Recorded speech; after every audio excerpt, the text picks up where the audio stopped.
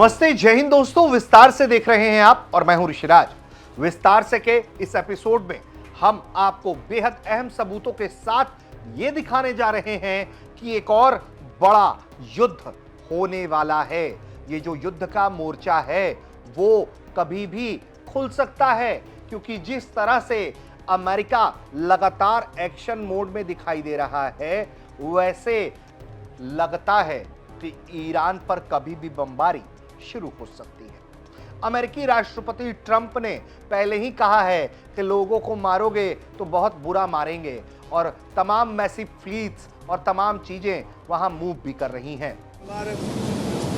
Ships going that direction just in case. We have a big flotilla going in that direction, and we'll see what happens. A big force. We have a big force going toward Iran. I'd rather not see anything happen, but we're watching them very closely. I stopped 837 hangings on Thursday. They would have been dead. Every one of them would have been hung. This is like from 1,000 years ago. This is an ancient culture. Very smart people, by the way, but it's an ancient culture. 837, mostly young men, were going to be hung on Thursday. And I said, if you hang those people, you're going to be hit harder than you've ever been hit. It'll make what we did to your Iran nuclear look like peanuts. And an hour before this horrible thing was going to take place, they canceled it. And they actually said they canceled it. They didn't postpone it. They canceled it. So that was a good sign. But we have an armada. We have a massive fleet heading in that direction. तो एक तरफ ये खबरें हैं, और अब आपको हम सीधे सैटेलाइट इमेज दिखाते हैं। सैटेलाइट इमेज के जरिए हम आपको ये बताने की कोशिश कर रहे हैं, समझाने की कोशिश कर रहे हैं कि किस तरह का मूवमेंट अमेरिका इस वक्त कर रहा है ईरान के खिलाफ, और अपने तमाम लड़ाकू विमानों को एकत्रित कर रहा है, ट्रांसपोर्टर कैरियर विमानों को एकत्रित कर रहा है, और दूसरी तरफ उसकी फ्लीट्स भी मुड़ रही है। तो ये जो सैटेलाइट इमेज है उससे ये पता चलता है कि दर्जनों अमेरिकी F-15E स्ट्राइक ईगल लड़ाकू विमान रॉयल जॉर्डेनियन एयरफोर्स के मफराक अल सुल्तान एयरबेस, जिसे मुआफाक सॉल्टी एयरबेस के नाम से भी जाना जाता है, उस पर तैनात किया गया है। ये एयरबेस ईरानी सीमा से लगभग 900 किलोमीटर दूर है, जो ईरान की इस्लामिक रिवॉल्यूशनरी गार्ड कॉर्प्स की मुख्य हमला की क्षमताओं से बाहर बताए जाते हैं। ये तैनाती ईरान पर संभावित हमले की तैयारी का हिस्सा माना जा रहा है। अमेरिका ने ईरान के खिलाफ जो है वो सैन्य दबाव बढ़ाया है, खासकर ईरान में चल रहे विरोध प्रदर्शन, परमाणु कार्यक्रमों को लेकर राष्ट्रपति ट्रंप लगातार चेतावनी दे रहे हैं, और उनका कहना है कि अमेरिका तेजी से कार्रवाई करेगा।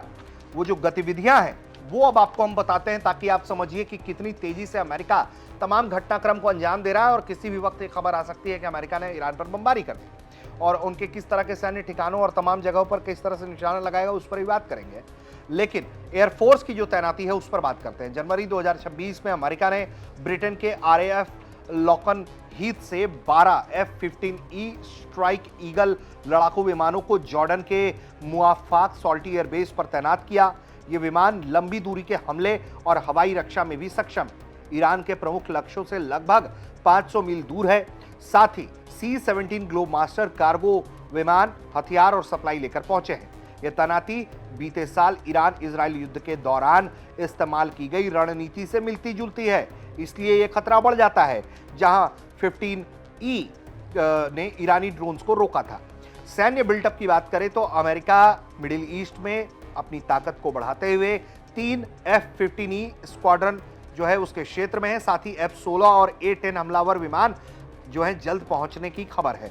इसके अलावा एयर डिफेंस सिस्टम, जिसमें पैट्रियट और थर्ड मिसाइल डिफेंस सिस्टम है, उसको तैनात कर रहा है वो। ट्रंप ने बड़ी ताकत बताया है और कहा कि जरूरत पड़ी तो इसका इस्तेमाल होगा। अमेरिका जो है ईरान के परमाणु साइटों, बैलिस्टिक मिसाइलों या सिक्योरिटी फोर्सेस पर हमले करने के विकल्प को जो है वो एनालाइज कर रहा है। अमेरिका जो है ईरान में दिसंबर 25 से चल रहे विरोध प्रदर्शन का जो है वो समर्थन कर रहा है। इसमें जानकारी है कि तकरीबन 4000 के करीब लोग मारे गए हैं, 10,000 से अधिक लोग गिरफ्तार किए गए हैं और इसको लेकर मास एग्जीक्यूशन की जो बात हो रही है उसको लेकर ज्यादा तनातनी है। अमेरिका का जो नौसैनिक फ्लीट है, नौसेना का जो जंगी बेड़ा है एक, वो मिडिल ईस्ट में तेजी से तैनात हुआ है, जिसे ट्रंप ने आर्माडा या बड़ी फ्लोटिला कहा है। जो USS Abraham Lincoln carrier strike group है, ये विमान वाहक पोत जो F-35 और F-18 लड़ाकू विमानों से लैस है, साउथ चाइना सी से मलक्का स्ट्रेट होते हुए इंडियन ओशन में पहुंच गया या अरेबियन सी या पर्शियन गल्फ में पहुंच जाएगा, जहां से ईरान पर हमले बहुत आसान हो जाते हैं। ग्रुप में डिस्ट्रॉयर जैसे यूएसएस सप्रुआंस और यूएसएस मिचर शामिल है। पर्शियन गल्फ में USS Mitscher, USS McFaul, USS Roosevelt तैनात हैं। USS George H.W. बुश भी नॉरफॉक से निकला है, जो मिडिल ईस्ट जा सकता है। ये फ्लीट ईरान के खिलाफ निर्णायक विकल्प बनने की मजबूत क्षमता जो है प्रदान करते हैं, क्योंकि इनमें क्रूज मिसाइल जैसे चीजें शामिल हैं जो बेहद घातक हमला कर सकती हैं। ये स्थिति बेहद तनावपूर्ण है, जहां अमेरिका ईरान को दबाने की कोशिश कर रहा है, जबकि ईरान जवाबी हमले की धमकी दे रहा है और लगातार ईरान ये कह रहा है कि अगर हमला हुआ तो क्षेत्रीय युद्ध की आशंका है। ट्रंप ने कहा है कि वो कुछ नहीं होने की उम्मीद करते हैं, लेकिन अमेरिका निगरानी कर रहा है। वहीं अमेरिका साइबर अटैक या आर्थिक प्रतिबंध के जरिए ईरान को दबाने की कोशिश कर रहा है, लेकिन ईरान का कहना है कि वो अमेरिकी धमकियों का जवाब दे रहा है, अपनी रक्षा की तैयारी कर रहा है। खामनेई ने प्रदर्शनों को अभूतपूर्व तबाही बताया है, लेकिन दमन जारी है। सैन्य अगर तैयारियों की बात कर ले हम ईरान के पक्ष की, तो IRGC कमांडर ने कहा है कि ईरान की सेनाएं उच्च स्तर की तैयारियों में हैं, किसी हमले पर कुचलने वाला जवाब दिया जाएगा। ईरान अमेरिकी बेसों को निशाना बनाने की धमकी दे रहा है। वहीं कतर का जो अल उदीद एयर बेस है, उसको हाल ही में अमेरिका ने खाली कर दिया था इसी तरह के डर के कारण, और बीते युद्ध में ईरान ने अमेरिकी बेसों पर मिसाइल हमले किए थे। ईरान विरोध प्रदर्शनों को दबा रहा है, जैसा कि आरोप उस पर लग रहा है।